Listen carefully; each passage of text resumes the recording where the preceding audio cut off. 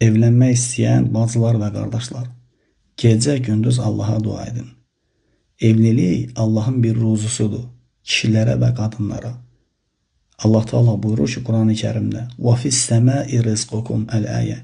Sizin ruzunuz göydədir. Yəni Allahda. Evlilik də ruzudur. Gərək daim Allahdan onu istəyəsən.